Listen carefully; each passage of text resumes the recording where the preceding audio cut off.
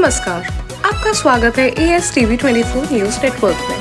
हम लाते हैं तेज, सटीक और निष्पक्ष समाचार हिंदी, इंग्लिश और बंगाली भाषा में। देश से लेकर दुनिया तक की हर बड़ी खबर अब इंडोफ्लेक्स व अन्य प्लेटफॉर्म पर लाइव। কোচবিহারে এসিসিআই জেলা কার্যালয়ে ভাঙচুরের অভিযোগ, মিছিল করে প্রতিবাদ।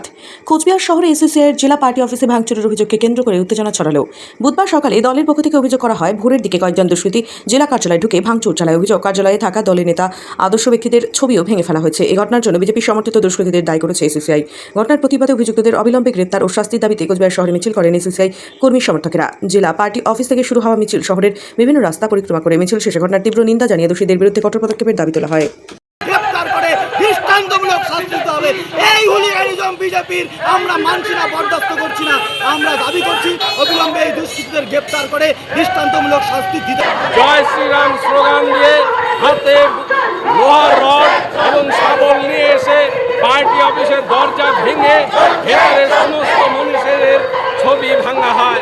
আপনারা জানেন আজকে বিদ্যাসাগরের প্রয়াণ দিবস, তার প্রস্তুতিতে সেখানে ছবি ছিল বিদ্যাসাগর, শরৎচন্দ্র, নেতাজি, সকলের মনীষীদের ছবি ভেঙে তছনছ করে দেয়। তারপর পার্টি অফিসের ভেতরে যে সমস্ত ফার্নিচার ছিল সমস্ত কিছু ভেঙে তছনছ করে, ফ্যান ভেঙে দেয়, টেবিল ভেঙে দেয়, আলমারি ভেঙে দেয় এবং আলমারির ভেতরে যতটুকু টাকা কড়ি ছিল সমস্ত কিছু নিয়ে তারা পালিয়ে যায়। আমরা এই ঘটনার পরিপ্রেক্ষিতে কোতোয়ালি থানায় সুনির্দিষ্টভাবে আমরা অভিযোগ করেছি এবং আমরা বলেছি সিসিটিভি ফুটেজ দেখে আইডেন্টিফাই করে অপরাধীদের দৃষ্টান্তমূলক শাস্তি দিতে হবে, অন্যথায় আমরা বৃহত্তর আন্দোলনের দিকে যাব। For more updates, continue watching ASTV 24.